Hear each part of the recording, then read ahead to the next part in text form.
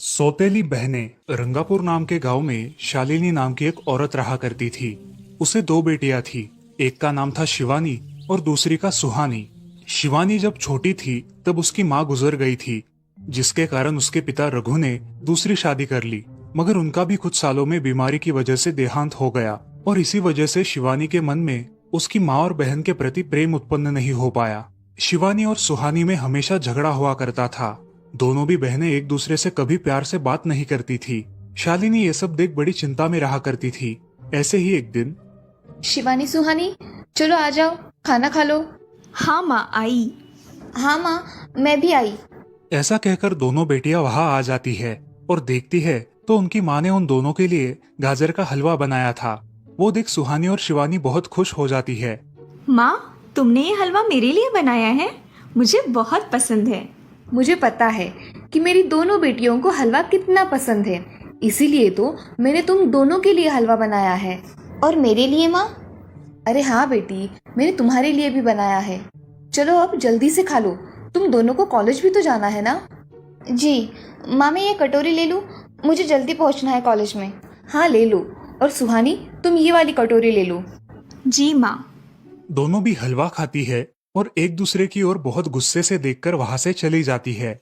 वो दोनों भी कॉलेज में एक साथ पढ़ा करती थी। फर्क सिर्फ इतना था कि शिवानी 3rd ईयर में थी और सुहानी 1st ईयर में। उन दोनों में 2 साल का अंतर था।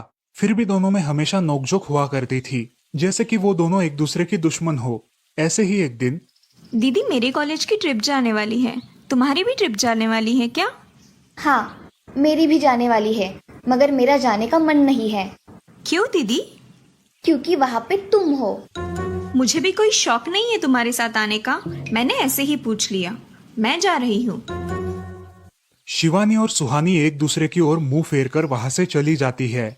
अगले दिन दोनों भी कॉलेज में जाती है। तब उनके टीचर उनसे पूछते हैं, शिवानी, तुम कॉलेज की ट्रिप में आने वाली हो? जी सर, मैं आने वाली हूँ। ठीक है, मैं तुम्हारा नाम लिखवा देता हूँ। जी सर। ऐसा बोलकर टीचर ट्रिप के लिए जाने वाले विद्यार्थियों की लिस्ट बना लेते हैं। घर आकर शिवानी और सुहानी ये बातें अपनी माँ को बताती है।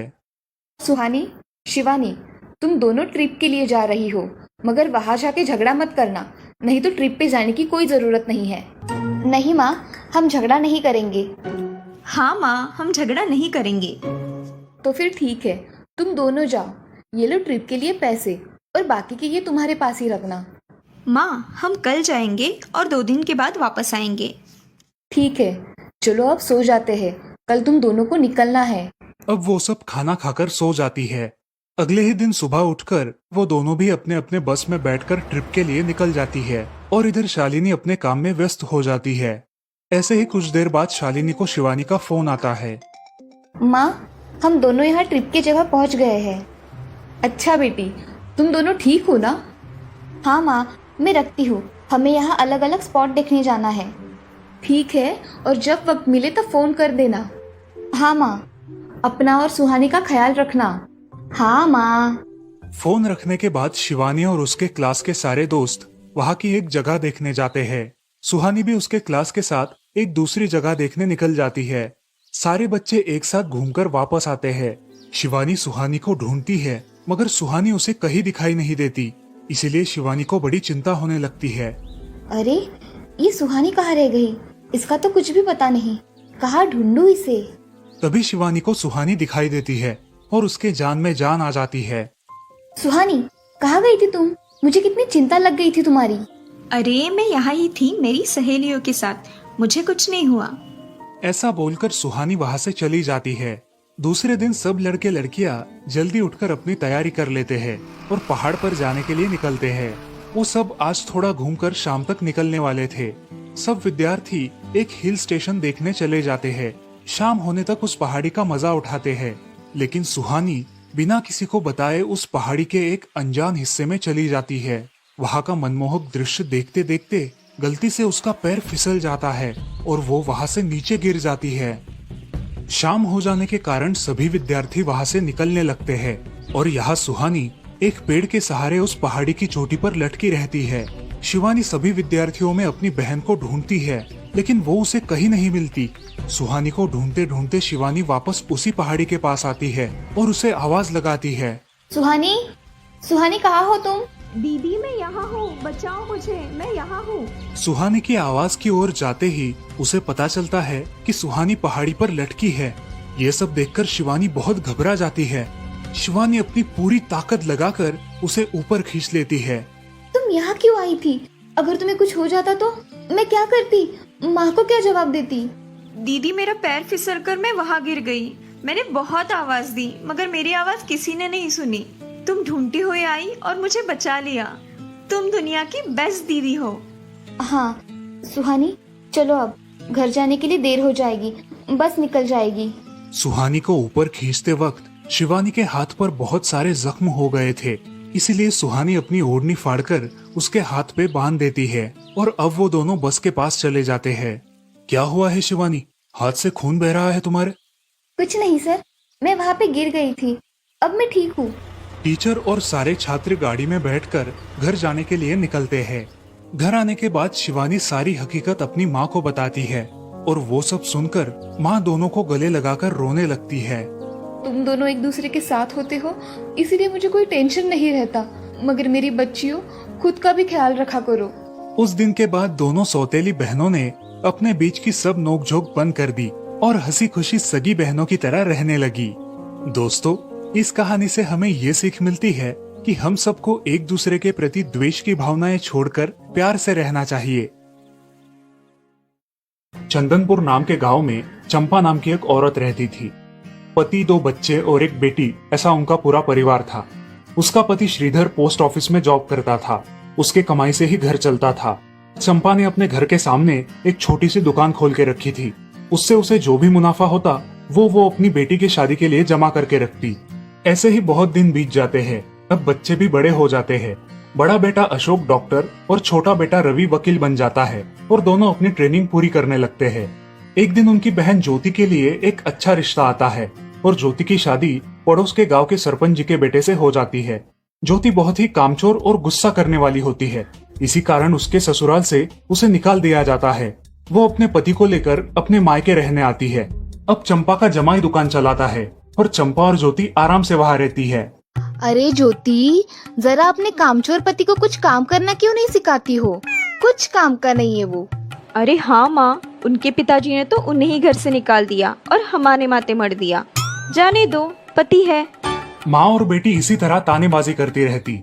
अब बड़े बेटे अशोक की शादी उन्हीं के गांव के एक लड़की से करा दी गई, लेकिन उस लड़की से भी चंपा बहुत काम करवाती और वो बेचारी सासू माँ का आदर करके सब काम चुपचाप करती थी। एक दिन वो काम करके थक गई और एक जगह पर बैठ गई।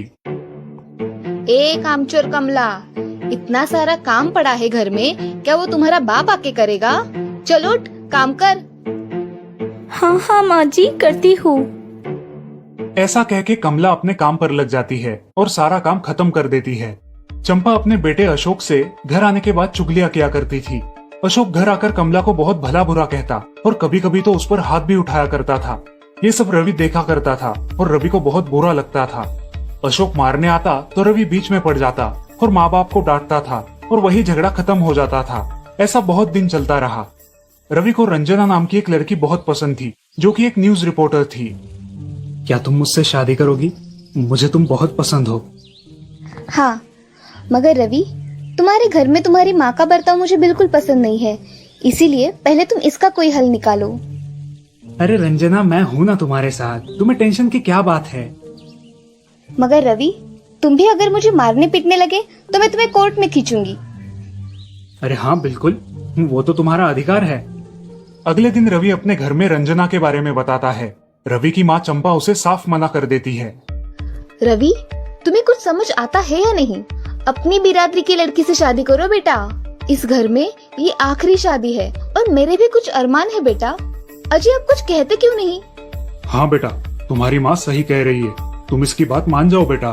नहीं पापा, मैं शादी करूंगा तो सिर्फ रंजना से, वरना मैं शादी नहीं करूंगा। सब चुप हो जाते हैं। अगले दिन रवि मंदिर से शादी करके घर आता है। सब अचरज से रवि की ओर देखते हैं और चुपचाप अपने कमरे में चले जाते हैं। कमला उन दोनों का स्वागत करती है और वो दोनों अपने कमरे में जाते हैं। कैसे लगा मेरा घर? अच्छा है, मगर सब मिलजुल के रहे तो और भी अच्छा होगा। रंजना, तुम्हें मेरी माँ को सबक सिखाना होगा, तभी घर के सारे सदस्य ठीक हो जाएंगे। ठीक है रवि, जैसा तुम चाहो। अगले दिन रंजना अपने घर के मंदिर में पूजा करने जाती है। तभी रुको, मेरे भगवान के मंदिर में तुम मत आओ, जाओ यहाँ से। ये कहकर सास रंजना को वहाँ से भगा देती है और घर के किसी भी काम को करने से मना कर देती है। तब क्या माँ जी, आज से मैं इस घर की बहू हूँ। इस घर पे मेरा भी उतना ही अधिकार है जितना कि आपका। क्या बोल क्या रही हो? निकल जाओ मेरे घर से। खबरदार अगर हाथ भी लगाया तो। पता है ना, मैं न्यूज रिपोर्टर हूँ। रातों रात खबर छाप दूंगी और कोर्ट के चक्कर लगेंगे वो अलग, समझिए आप।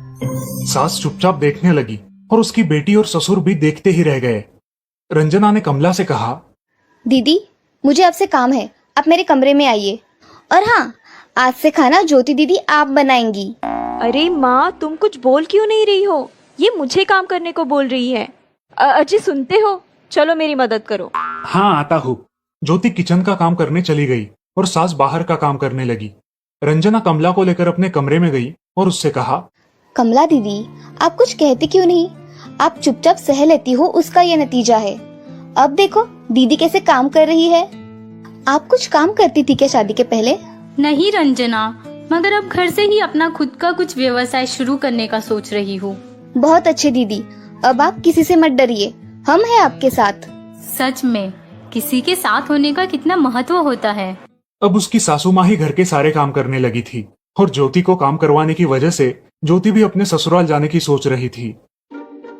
अजी, यहाँ तो काम वाली से भी ज्यादा बुरी हालत हमारी हो गई है। चलो हम हमारे घर चलते हैं, सब है हमारे यहाँ। अरे रे, आप कहाँ चली? अभी भी काम बाकी है। ज्योति का पति रंजना से धन्यवाद कहता है और ज्योति को लेकर अपने घर चला जाता है। अब सासू माँ एक दिन पूरा काम करके इतना थक जाती है कि उसके बदन में बहुत दर्द होने लगता है। तब दोनों बहू सास के पास चली आती है और एक बहू सास के पैर दबाती है तो दूसरी बहू सर दबाती है। सासू माँ उठकर रोने लगती है। मुझे माफ कर दो मेरी बेटियों, अब से कभी ये गलती नहीं होगी। सास को उसके किए पर पछतावा होता है और ये देखकर घर के सभी सदस्य बहुत खुश हो जाते हैं। रवि और रंजना भी बहुत खुश होते हैं। वाह बहू, जो आज तक नहीं हुआ वो तुमने करके दिखाया। बहू हो तो ऐसी। रंजना अपने बर्ताव के बदले माफी मांगती है और अब सब लोग खुशी खुशी रहने लगते हैं। तो दोस्तों, इस कहानी से हमें ये सीख मिलती है कि हम सब मिलके परिवार बनता है और हम सब परिवार का महत्वपूर्ण अंग होते हैं। परिवार के काम मिल बांट कर करना ये हमारी वैयक्तिक जिम्मेदारी है।